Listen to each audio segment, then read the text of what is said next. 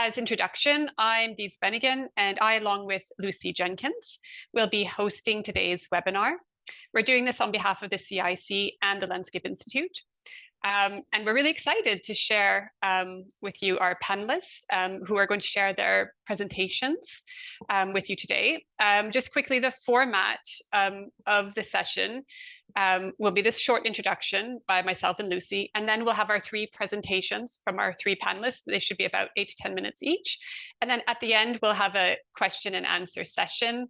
The chat has been disabled, but please do post your questions in the Q&A tab.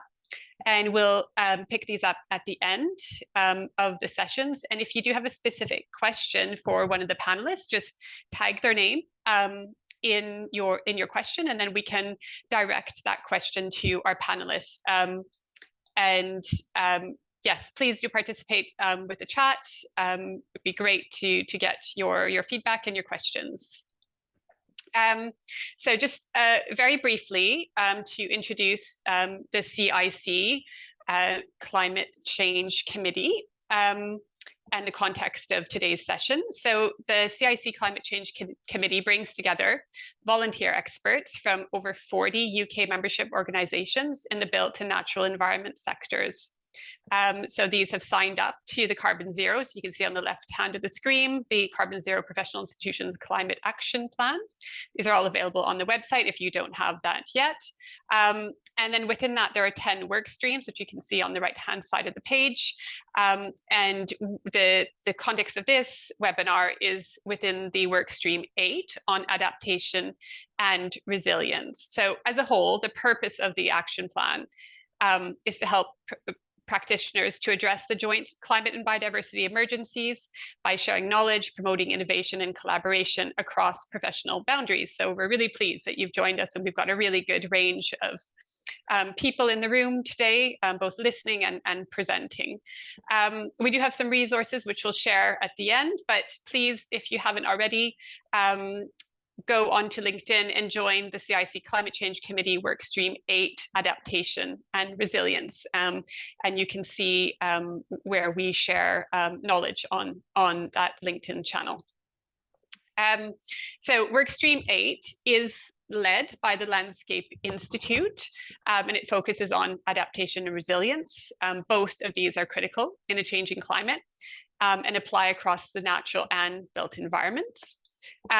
So obviously it's a huge topic, and so we have broken it down and we're focusing on 3 key themes. So that's water, biodiversity, and urban heat, because of the pivotal role these play in adaptation and building resilience.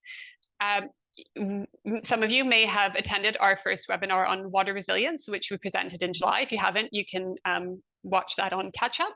And today we're focusing on the second of our series, which is on extreme heat.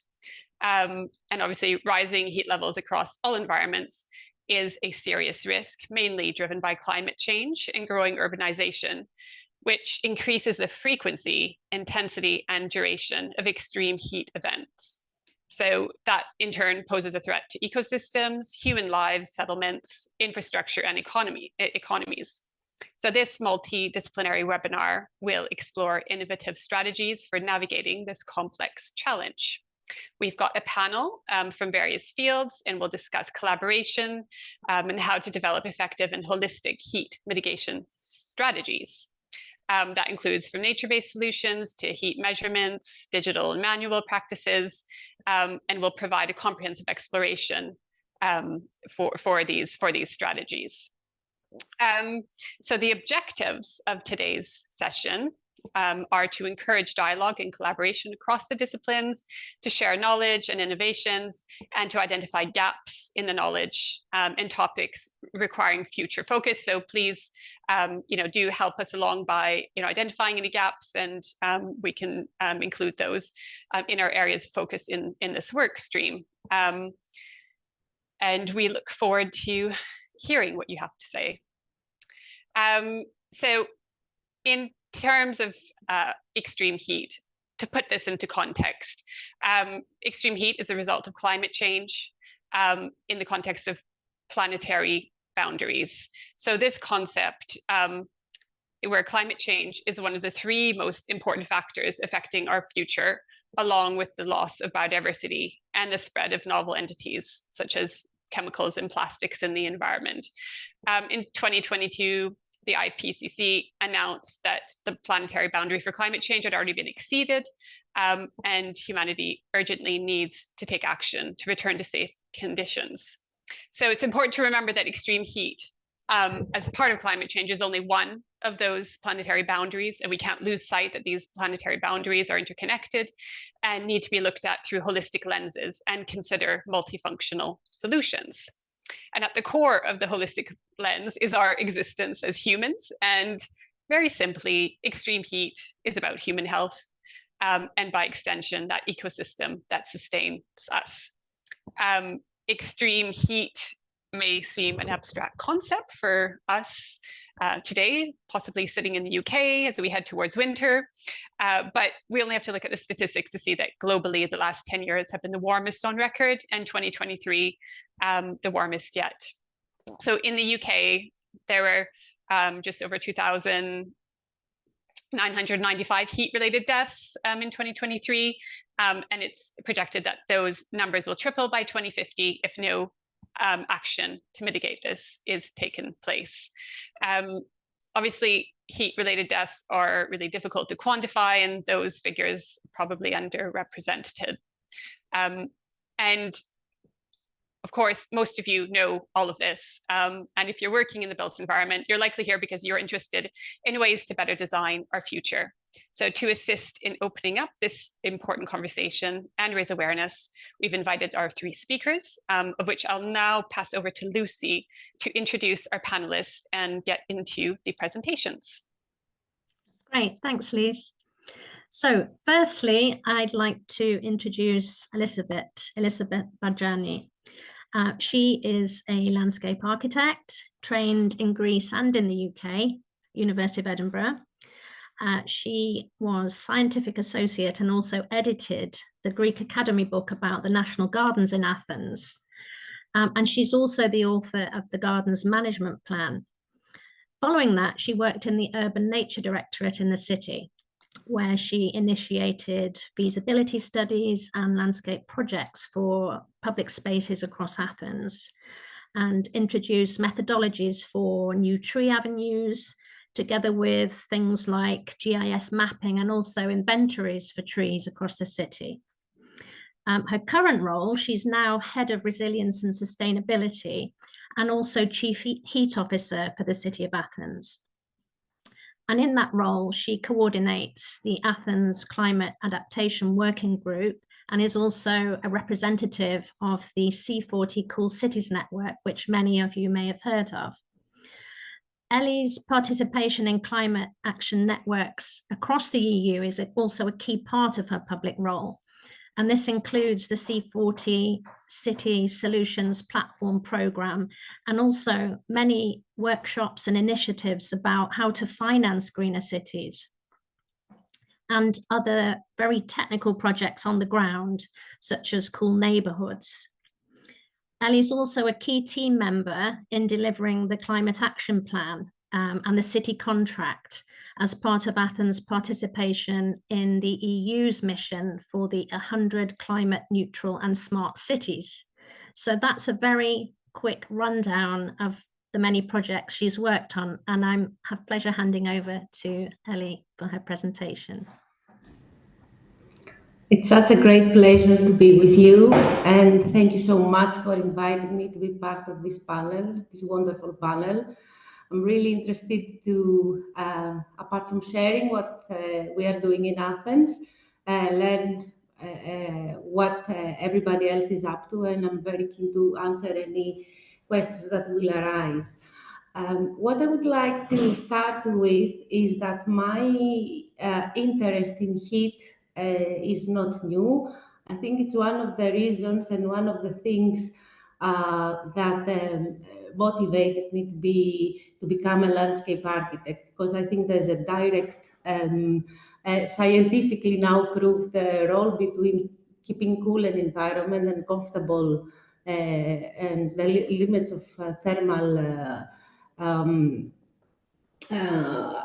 comfort, let's say, into the cities with the role of greening. And that's, for me, is vital.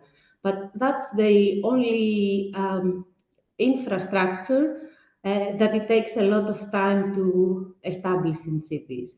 And that's the big planning. So for Athens, really, and I think for many cities, it really has to do with creating a landscape-led climate action plan, a greener cities plan. So it's number one, and it needs to have started 20 years ago in cities and not right now.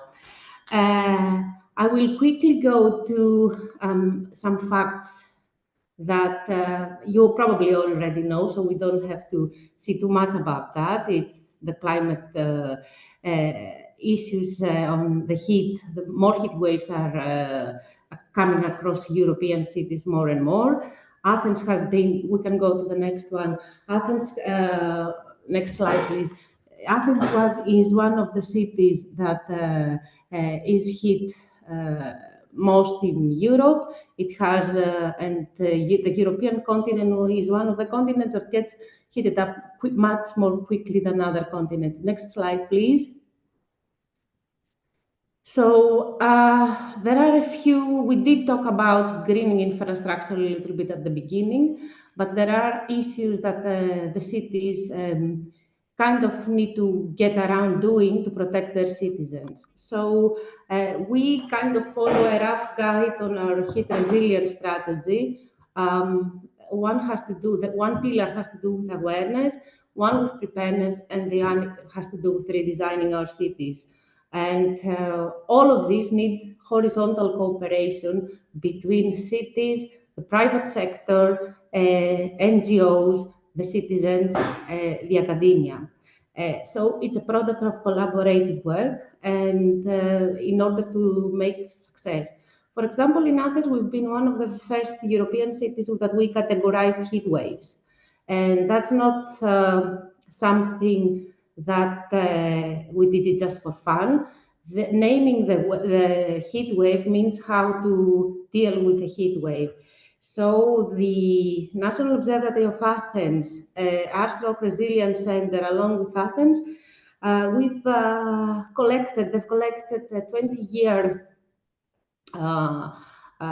back data regarding weather and regarding mortality incidents regarding heat, and they've made an algorithm especially for Athens, custom made for Athens, and we've categorized according to the heat sensitivity and the vulnerability of for the people that have to do with the heat. So we have 4 categories, and we use that a lot in our planning. Even the Red Cross, which is was partner in this initiative, they use it in order to trigger funding and resources according to the level of the heat wave that is coming next.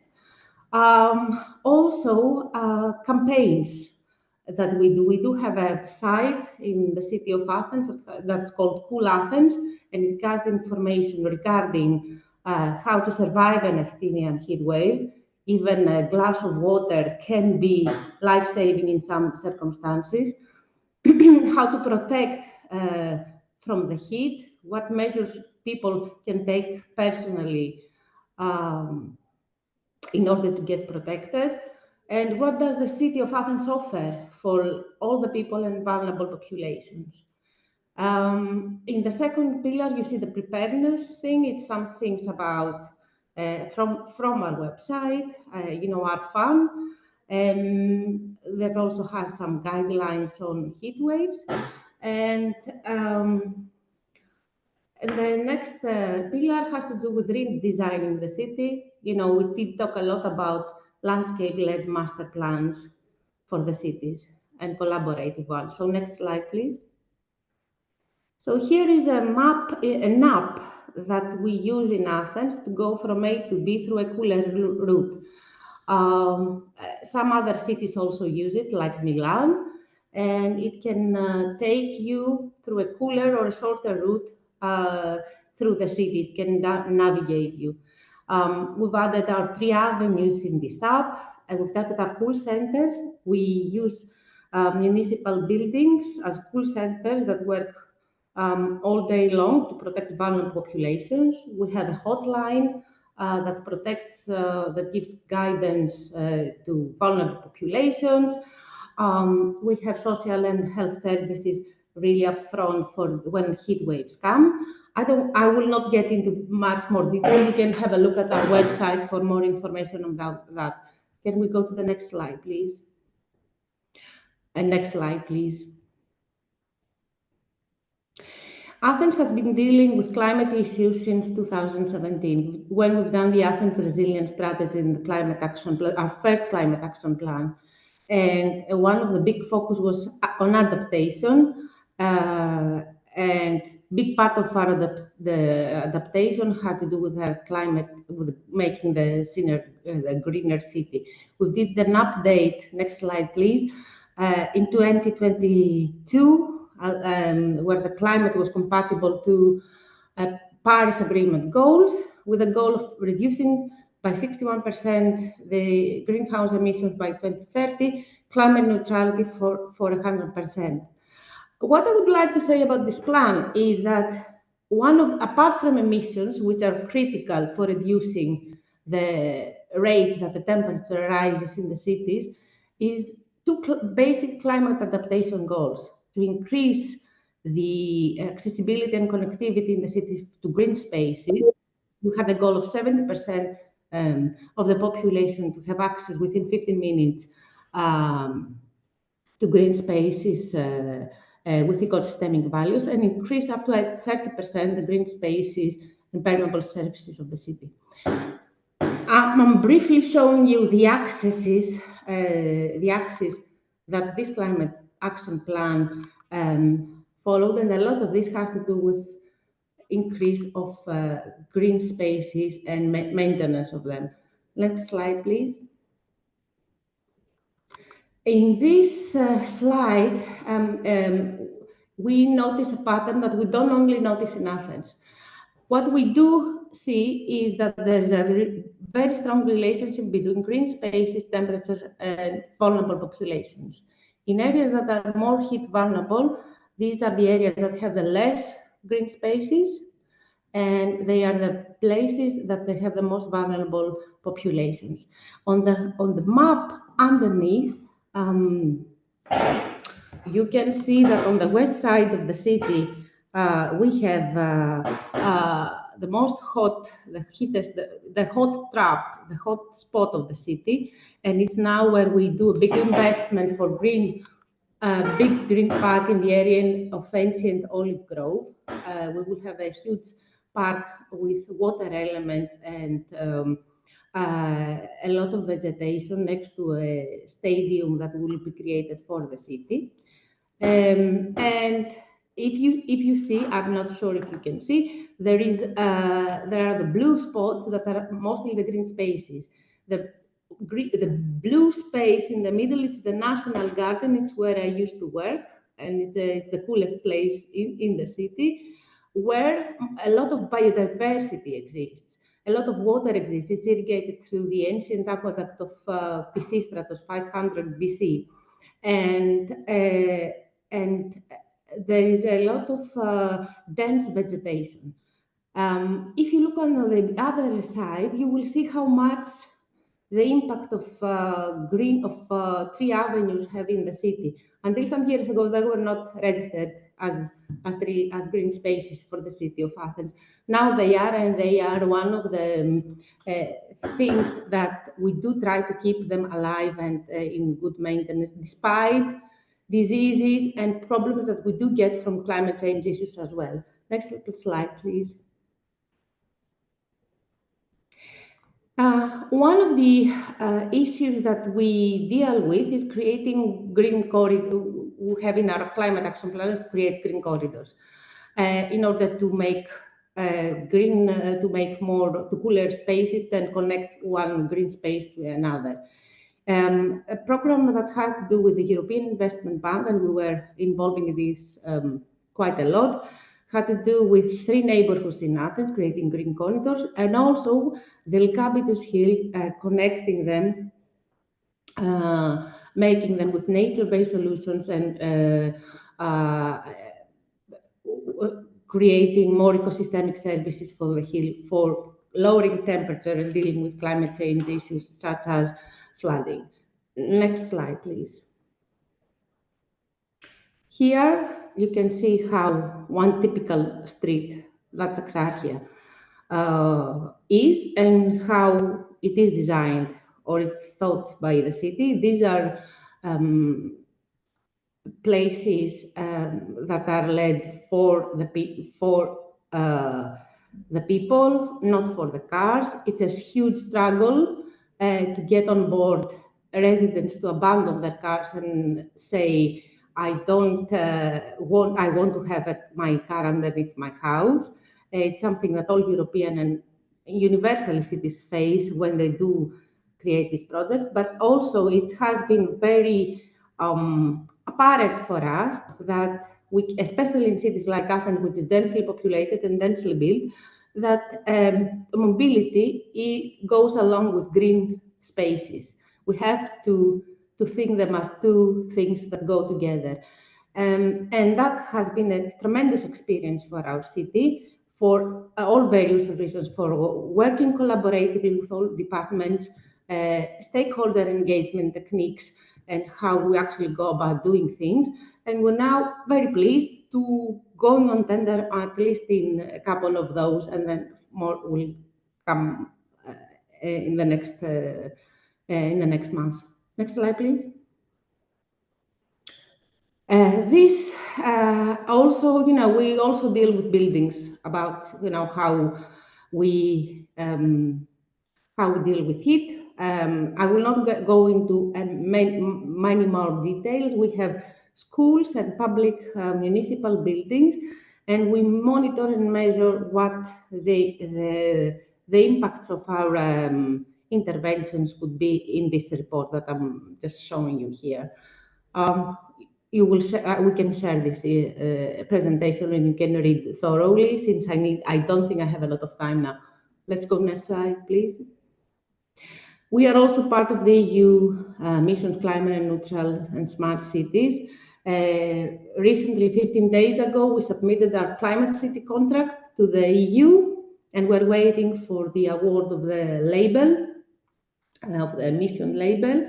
So this, for Athens, will trigger more investment on climate neutral strategies and projects with a lot of stakeholder engagement.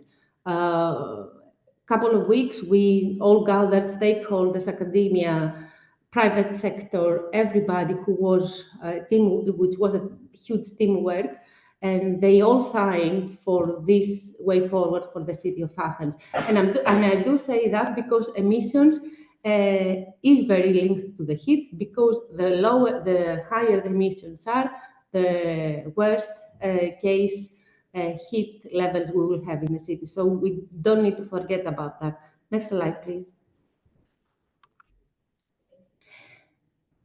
These are some examples. On the right hand, you'll see the Leonas Park, one of the images that was created about the worst heat in affected area of Athens, that it will have more green spaces, and the other in small-scale parks that we tend to work with, because availability of public space in Athens is an issue. We don't have a lot of available space, so we try to work with what there is, and expropriating pieces of land in the city is a very trigger and time-consuming process. Next slide, please. I did talk about the center. Well, maybe I didn't talk about the center, but there are things that are happening in the city center regarding green corridors. I did talk about the local neighborhood level that I showed you, these 3 green corridors happening.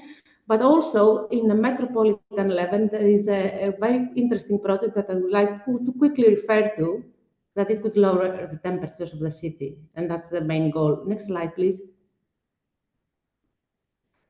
It's the Andrian's Roman aqueduct route. So it's an ancient Roman aqueduct that comes from the North Mountains of the city, outside the city, and leads to the center of the city, and used to irrigate the Roman Athens and bring water from the mountains underground. So now there's a project that has been triggered by the water and sewage company of the city of the prefecture, and also the prefecture of Athens, with 8 or 9 municipalities that this aqueduct passes from. And they will be, the idea is to create one big green corridor, and one metropolitan corridor, let's say green corridor, from there into the city center, with various techniques about cooling down the city, bringing the water from the aqueduct for irrigation purposes, for cooling purposes, for management purposes. Next slide, please. This is, well, we are doing a lot of, we're also doing some work about identifying and monitoring for educational purposes the benefits of green infrastructure of the city. So we've done a big research project on what the ecosystemic services benefits would be in cities, in trees of the city. And here you can have a nice idea of the work that has been done for the National Garden regarding the tree variety and biodiversity of the garden. Next slide, please. As part of our job, we participate in European programs. One of the programs that we do at this moment, and we are getting involved, is called Reach Out, and creates tools for cities in a big consortium that they can use in order to adapt and make awareness campaigns, or be more educational, and also have some scientific data, collect some scientific data for the cities in order to be able to act and have data-driven policies. So that's Reach Out. You can have a look on the website and get more information about that. One other big project that we did a few years back was Adopt a Tree. And we were asking people and residents to come and water some of the newly planted trees in the summer and next to their neighborhood. And that was a really successful thing and a very good stakeholder engagement exercise for us. Next slide, please, if I have any, I don't remember. I think that's it. That's it. Thank you very much. Thank you, Elizabeth. That was really amazing. And so I'm now going to welcome our next speaker, Shashank Jain, who works as an active participant in many design teams. So a different way of bringing expertise to work in this field. Shashank has over 14 years of experience in environmental and sustainable design. In 2018, he established his own studio, 4215, with a specific focus on integrating passive design principles, really focusing on the early design stages. He and his team at Studio 4215 are focused on integrating many of the technical performance aspects with both architecture and landscape design, looking at things like shading, cooling, air movement, aspects, especially where these have really strong impacts at early design stages. And currently about 60% of their studio's workflow deals with outdoor comfort, which is really what we've been talking about today. Shashank is also really active in advisory and teaching roles. He reviews alongside several UK design review panels and teaches at the Royal College of Art in London. So welcome, Shashank. Thanks, Lucy, and hope you can hear me okay. And yeah, I think Lucy, like, just let me know when I run out of my time, just to give Jamie enough airspace.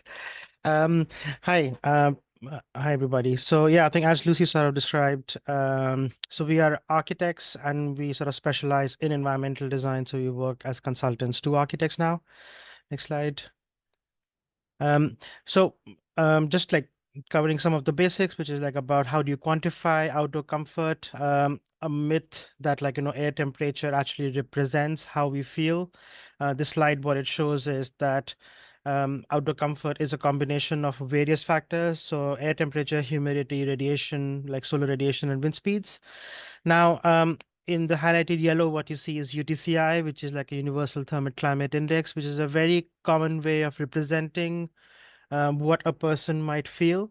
I think the other one that we have also come across and do use it in our projects is called PET, so physiological equivalent temperature, because of two main reasons: that it actually captures the clothing levels and also the metabolic rate. So if you're exercising or if you're running or if you're designing in a city which actually has terrain of up and down, then I think those things get captured there. Next slide. So the way of course, we start with any project or any design exercise is looking at the climate. Next slide. And just like, what I'm trying to sort of show here is a temperature graph from which you can learn a lot. So for example, the two red dots that you see represents a typical summer day. So you see about almost 16 degrees temperature difference between the day and night. A similar temperature difference that you also see between the winter, between the day and night. But interesting enough, what you see is that the winter day temperature is almost the same as summer night temperatures. So what we're trying to say here is that our weather, even if it gets more extreme, and perhaps it gets more relevant because it is getting more extreme, is that different times of the day and different times of the year would have different conditions. And similarly, how we dress up or like we change or adapt our clothing, I think our strategies should also adapt to that. Next slide.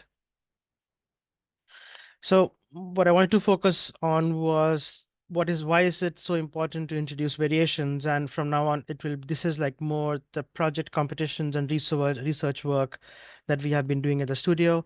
So this is an example of how like a master plan that we developed in which it had sort of wide streets and sort of typical blocks that were sort of arranged on the master plan. Next slide. And what we started doing was that we started playing with the shape of the blocks. And what you start seeing here is that, so this is a solar exposure analysis. And what you see is that wherever you see the orange bits, that means that they're likely to get more hotter. You see the blue bits, which are like sort of shaded, they're likely to sort of stay cooler. But in the last diagram here, you see that there is a combination of green, oranges, and blues.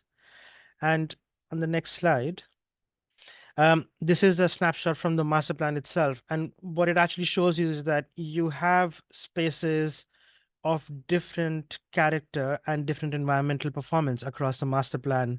It also helps you when you're traveling from perhaps a warm street into a cooler courtyard, and then from your cooler courtyard inside your building. So what we call as transition spaces, it helps smoothen the transition between inside and outside, and introduces steps at different temperatures and conditions. Next slide, please. Another thing, so this is a snapshot from a resort that we were designing in northwest of Saudi. And so this is simple sections about, let's say, how a narrow street and a large space would behave. Next slide. So we of course know that I think narrow spaces and small spaces would remain shaded and the large spaces would remain hot and exposed. Next slide. But in the night, next slide, what you see is that the smaller spaces also don't see so much of sky, and also don't have so much access to air movement. So in fact, perhaps the larger spaces would tend to cool down faster.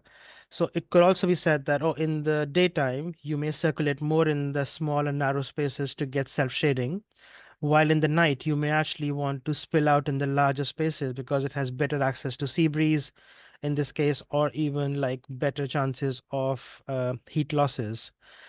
Next slide. So the phenomena that I was trying to show in the last slide was actually like how Earth loses heat to far sky. So far sky space temperatures are about minus 40 degrees Celsius. So when this balance of heat gains and heat losses from the Earth is not achieved, that's when we get urban heat island effect. Yeah, next slide. Again, we always try to relate our work to the elements of weather. So you have in this section represented where it's sun and where it's shade. Next slide. And also you can easily relate that to where it could be hot and where it could be cool. Now, an important bit here I'll also touch upon later is that the buildings or built environment is a very important component of creating a microclimate and also containing it. And next slide. What you see here is that the orange lines, so imagine even in that sort of central space, if you are able to achieve 5 degrees cooler temperature, so the architecture that would face, for example, if it's 30 degrees inside and it's 35 degrees outside, the architecture could also be different. So what you design would also bring relief to the architecture itself, and it could also adapt to those different temperatures. Next slide.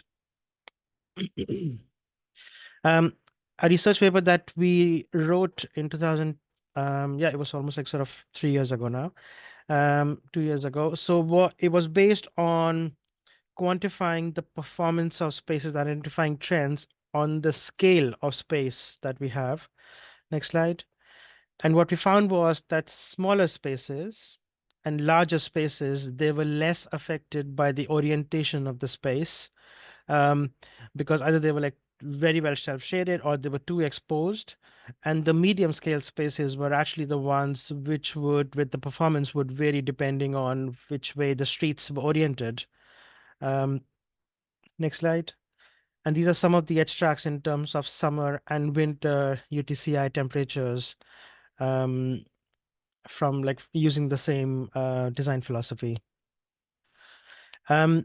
So this bit is actually trying to capture in terms of vegetation. So you have dense, medium, so you can have dense, medium, and sparse trees. Also, next slide.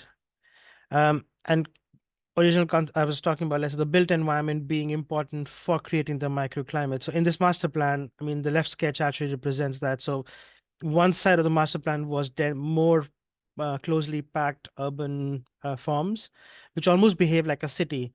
And as it moved from the other side of the master plan, it became more and more sparse, almost like going to countryside. Next slide. And this is a UTCI performance, summer performance of this, where we were trying to capture the performance of different landscape treatments. Next slide. And what you see is that on an open paved area, for example, compared to that, if you were standing in an open grass area, you would feel about 2 degrees cooler. And if you're standing like close to a water feature, then further 2 degrees cooler. But the thing that I actually want to highlight here is the next slide, is that we found that if you were standing under a canopy, you would feel even 4 degrees cooler than standing under a tree. Now, this was a very specific case because the weather was humid, and therefore any vegetation further adds humidity to it. So what we ended up doing was that we actually ended up using tree species which had lesser leaf density, therefore lesser evaporative losses. And this is again an example of the level of detail that sometimes we capture our analysis work in. Yeah, next slide. Lucy, I'm happy to stop at this point. I mean, this is just like we can go to the next slide and stop at that. So we designed a street cover in which what we tried to do was that it's achieve 40% openness to the street, but we changed where the shading was coming from. So it was coming more from one side, and then as the street turned around, it changed its orientation. We made the shading come from both sides. So trying to keep 40% open, but yeah, just varying how the shading was located. Thank you so much. Thank you, Shashank. Thanks. So our next speaker is Jamie. Jamie is Director of Arboriculture at Tyler Grange, and he leads a team of 7-8 arboriculturalists who specialize in trees very much in relation to development. He's very passionate about promoting the multifunctional benefits of trees in all sorts of different locations, and particularly in relation to the effects of climate change in our towns and cities. Some of his other projects include veteran trees and ancient trees assessments, all of which, of course, are also subject to climate pressures. He's told us when we were preparing for the talk that he sees a much greater understanding about the role of trees in this area of work, but that there's so much more to be done. So with that, I'll hand over to Jamie.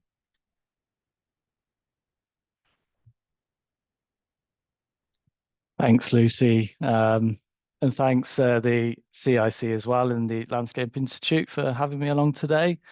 So I'm going to delve into tree-related things, in particularly how we can use them to help combat rising temperatures in urban areas.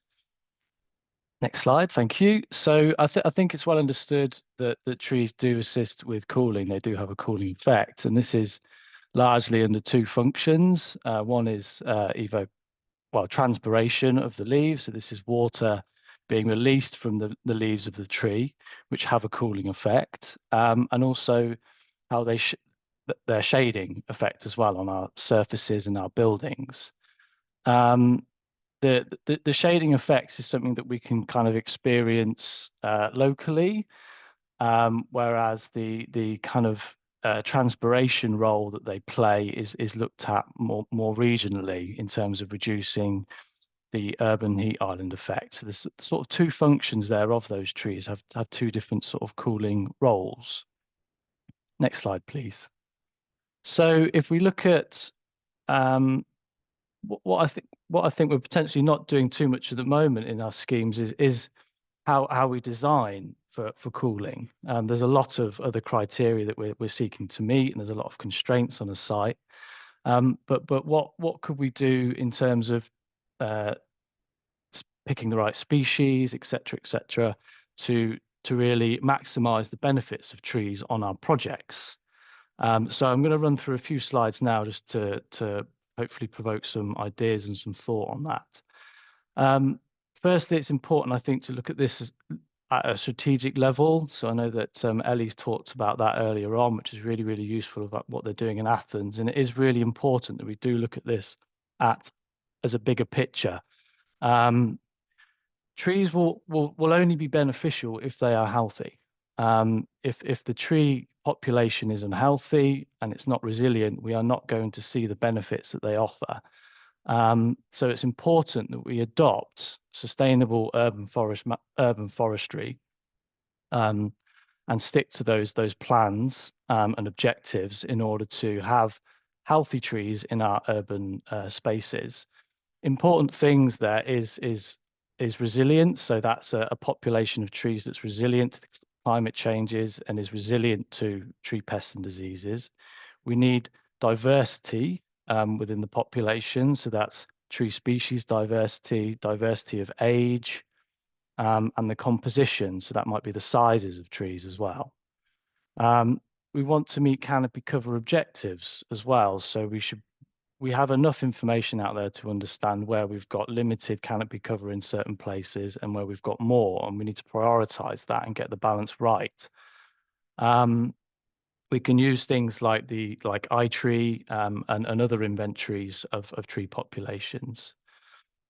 So yeah, I think heat mitigation isn't commonly looked at as part of wider ecosystem services. Typically, it tends to cover carbon storage, stormwater alleviation, and air pollution, which I understand are linked. But heat mitigation in itself doesn't tend to fall within that criteria, and perhaps it should do. And there are other obviously heat mapping tools out there that can be used to give us an idea of where the hot places are in our spaces, and then where we can concentrate efforts in terms of green infrastructure. Next slide, thank you. So whilst looking at strategically, it's then moving on to the sites. So looking at individual projects that we're all working on and individual sites, but rather than looking at that site in isolation, it's thinking about that as a wider system. Historically, our cities and towns, or the green infrastructure is so associated with them, the bigger picture wasn't looked at. And this has led to kind of disconnected areas of green infrastructure. And we need to move towards connecting these spaces. And if we have new sites coming forward that we're working on, it's understanding what's around those spaces in terms of the biodiversity, what tree species are there. And then once we understand that, we can then start to build a better system meeting more resilience. Next slide, please. So down at a project level, this is where my expertise really lies, and that's about how we can retain and protect trees during development. Big trees, the bigger the tree, the benefits just increase sort of exponentially. For smaller and medium-sized trees, you need more of them to have the same benefits. So retaining and protecting our healthy large trees is really, really important in new scheme design. We understand it's a constraint. They're big, they can get in the way. There's other conflicting needs on the site, but it's just to sort of really emphasize that the larger the tree, the benefits really rocket. Next slide, please. As landscape architects, many of you on the call, I'm sure, species selection is something that we're considering as part of our schemes, and it's just making sure we're really thinking carefully about these and are the species that we're proposing to plant the right ones. We can start getting creative with these as well. So again, there's a sort of image on graph on the side there on the right, which shows if it's a large species over sort of 100 years, you can see how the benefits really increase compared to medium and small trees. So when you're sort of considering species selection, I think some things that are useful to think about is the strategic objectives of the site and the location it's within. So certain districts and regions might have different needs in terms of what trees they need or are looking to plant. Understand the local tree population around the site, and then look at species characteristics as well. So what is that species tolerant to? If we're looking at urban sites, they need to be tolerant to that harsh condition rather than an open grown setting in parkland or more sort of rural setting. Climate change, so adaptations to that. Is it going to survive through periods of drought? And its resilience to pests and diseases as well.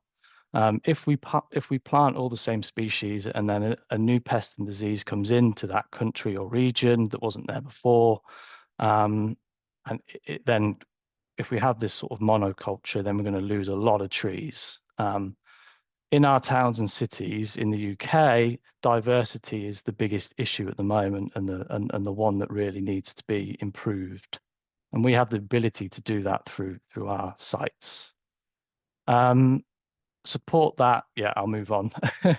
Positioning and layout. So there are ways that we can design and lay out trees on sites to kind of maximize the benefits. This isn't something I'm an expert in, but it's something that I feel we don't know much about. I know Shashank's covered it some in his presentation, so I'll definitely be getting some more advice from him on this as well. But there is some research and guidance out there. You know, if we create blocks of trees, the shading there is sort of maximized. Trees positioned on certain sides of the buildings. So on the western side of buildings are most effective at shading buildings, reducing, you know, cooling demand in buildings themselves. So there's an energy saving there and a cost saving associated with that. Canopy cover along the mobility routes. I know Ellie talked about that, really, really important. So what routes are people going to take throughout the site or throughout the city? And let's plant those up and keep those shaded. Connections to adjacent GI, and also the principle of bringing canopy nearby. At the moment, there's a bit of an issue with social proximity with trees. Some people don't really like trees close to their buildings because there's leaf litter, etc. It's kind of moving away from the apprehension and starting to embrace close canopy cover within our kind of around our buildings and within the spaces. So moving on to tree establishment, this is really, really important. Probably the most important part is just making sure that our could you go back just one slide? Sorry, if that's possible. Yeah, so here we are. So it's making sure that when we do plant trees, that we're thinking about the long term here. So it's establishment and not just planting. It's a future-proofed specification. So it's allowing for that tree to mature and reach the benefit potential that it has. Address the constraints on site, and make sure that they have adequate soil volume. And there are solutions out there that we can use to provide load-bearing surfaces with soil underneath, good quality nursery stock, and making sure that our aftercare, once we've planted, is implemented. Watering is a key part of that. Next slide, please. These are just some images of just some examples on the bottom left there of kind of block shading. That's in London. On the top left, a good example of really, really healthy trees growing really, really well within this kind of space in London, offering shading, refuge for those eating and underneath the canopies. On the right is an example of what not to do, and that's plant trees in above ground containers, because they will just not survive and they will die. So let's move away from that and let's plant trees properly. And I think that's the end of my presentation. Well, there's some final thoughts there that I'll very quickly run through. Retain and protect existing healthy tree canopy assets. Long-term tree establishment is key. Consider the cooling roles trees play in decision-making process for tree retention, tree selection, and planting layouts. Collaboration, we know this is a multidisciplinary approach needed. The gap at the moment, I think, is we need a bit more research on tree species ability for cooling. Okay, thank you very much, Jamie, and thank you to all our speakers. I mean, I think there's so many overlaps and links between the different topics. We've had some questions, quite a few questions. We've got a little bit of time. So one of the sort of themes is with all this, technical insight and so on, why are we not progressing further? So I suppose that, that's a good point to put a question, how can professionals across the industry, work with communities to really to progress this, as quickly and as purposefully as we can. Jamie, do you want to say a few words and start with that? Yeah, of course. So looking at this at a project level, I think one of the main issues that we have at the moment with integrating trees properly are site constraints and space and expectations of what the developer wants to achieve on the site. I do feel that we have GI still coming in as an afterthought on some projects. So it's really making sure that when people are or clients that we're working with, we're engaged as early as possible in that process to ensure that the expectations of the developer or the scheme is on balance with green infrastructure and all the other things that are considered at that time. So my answer to that is really early engagement is key for that. Okay. And Shashank, do you want to add something on that? Because it does sort of bring things together, doesn't it? Yeah, I mean, I think overall, I feel that like almost in any design consultation or process that we get involved with, I think everybody wants more trees. Everybody needs more trees, but somehow they always find excuses of not doing enough trees. So, but or keeping it. I mean, I think some of the things that Jamie also touched upon is I think the good quality soil, good enough depth of soil, good quality trees are more important than just having trees. So I think designers, not perhaps understanding the technical requirements of what the trees actually need to go in also becomes a problem for them, or as an excuse for them not to do it well. Right. Yeah. Right. And then, Elizabeth, do you want to add to that? Because I know you've done a lot of mapping and GIS, you know, to sort of bring inputs together. Yes, I think it's vital from the perspective of for people who live in cities to be aware of what are the benefits for having trees in and taking out parking spaces underneath their houses. So it's a multi-stakeholder engagement, and it has to start with educating the residents and the school's small ages. And we try to do that with in some neighborhoods in Athens, and it works. For example, with the project that I showed you with the green corridors, it has worked. But it's very tricky, and trying to have the right techniques that both of the other speakers mentioned, and especially Jamie, in creating and adding trees into the streets of the city, which is in the city of Athens, at least that is the case, because there's not available space, is very much the key. Try to combine with car-free roads. Yeah. Okay. Yeah. And then another question, I know we don't have much time, but the questions are so interesting and important.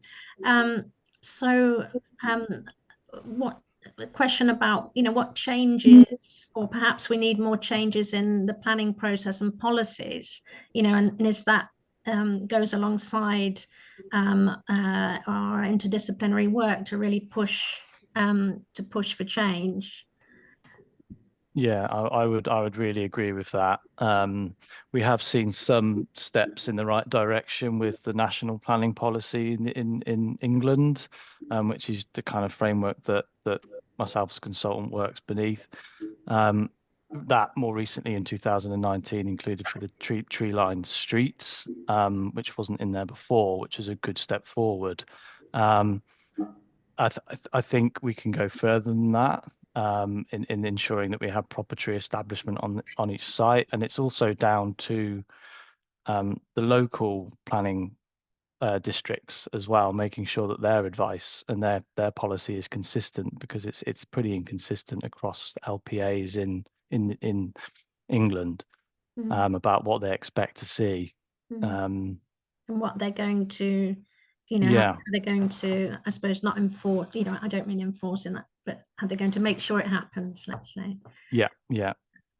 And that enforcement role of the local planning authorities in making sure that aftercare happens, and you know that there's cuts in local government that really takes away the council's ability to enforce these types of things. So, yeah. And Shashank, from your perspective and your projects, you know, looking at those different aspects of heat movement and so on, really in the design and site planning, you know, are there any, you know, very key changes in planning and consideration of, you know, planning applications design that you think would be very effective? Yeah, I mean, I think what we are seeing, I mean, a big shift that we're seeing in, because as I said, I mean, the studios work, I mean, 60%, I think it's in fact is increasing. We're getting more and more queries and questions about outdoor comfort. And the big shift that we're seeing is that how people are realizing how much this actually affects them. And it is not just about, let's say, design. So for example, we were starting a project where we're looking at the heat impact on transport. And as a result, it actually gets too hot for people to start using public transport. And then they're either sort of staying home or like, you know, they're like sort of trying to stay local. So those, I think I would say it's not just design of like our built environment, but it has like, it needs a much wider and sort of cross thinking. I think because as I said, people are starting to realize how much it actually impacts them.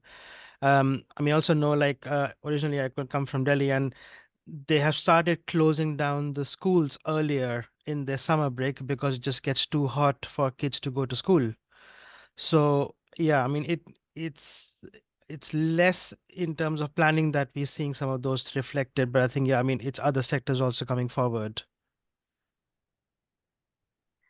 I'm going to hand back to Lise, and by all means, if you want to send in further questions, we're happy to put them to the panelists, and all of those questions will be fed into the wider work of the work stream. Thanks, Lucy, and thank you to our three panelists for their three fantastic presentations. We've really covered, a wide range of impacts and, focused on solutions and adaptation. So thank you for that, and I hope that you've found that helpful, and that it sparks some ideas or questions that you might have had. And clearly, in order to create adaptable and resilient environments, we do need to look at, working across sectors, thinking innovatively, and bringing in other experts, to help create that holistic approach to these complex issues and risks that we face today. So I'll leave you with an open question to take away. How are we going to collectively take these learnings into thoughtful and holistic action towards creating resilient and adaptive spaces, and spaces in the built and natural environment? Thank you for your time today and listening. And again, please do get in touch via our LinkedIn channel, or through the CIC or the Landscape Institute channels. We hope that you've enjoyed today, and again, this will be available to watch on Catch Up. Thank you very much, everyone. Thank you. And we'll also include a page of resources and links in the slides. Thank you, everyone.